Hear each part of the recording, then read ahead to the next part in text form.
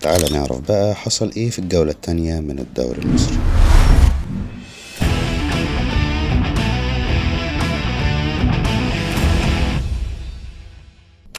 بدأنا الجولة من استاد السلام تحت صفارة أحمد الغندور بين فريق البنك الأهلي وبيراميدز.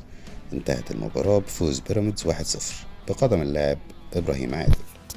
مباراة تانية بقى كانت بين الزمالك والمقاولين العرب على استاد القاهرة الدولي، وكان الحكم فيها كابتن أمين عمر، والمفاجأة كانت تعادل المقاولين في آخر دقيقة، وانتهت المباراة بنتيجة 1-1.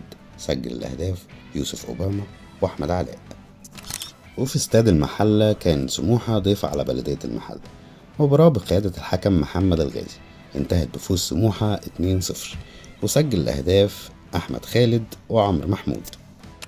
ومن استاد القاهرة الدولي كانت مباراة فيوتشر والداخلية، حكم فيها طارق مجدي، انتهت بفوز فيوتشر 2-1. سجل لفيوتشر عمر كمال عبد واحد وأحمد رفعت، أما هدف الداخلية الوحيد سجله ألان كيمبادي. ومن استاد بتروسبورت كانت مباراة إنبي وطلائع الجيش، انتهت بالتعادل السلبي بدون أهداف. أما بقى من استاد خالد بشارة كانت مباراة الصاعدين حديثا للدوري الممتاز، فريق الجونة وفريق زد، وحكم فيها محمد سلام. قدر زد بهدف محمد سمير يخطف ال3 نقاط من الجونة.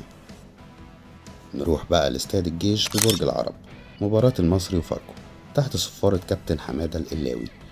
قدر المصري يفوز بنتيجة 1-0، سجل الهدف ميدو جابر. ومن استاد اسماعيلية كانت مباراة الدراويش أمام الاتحاد تحت صفارة محمد معروف، وفاز فيها الإسماعيلي 3-1.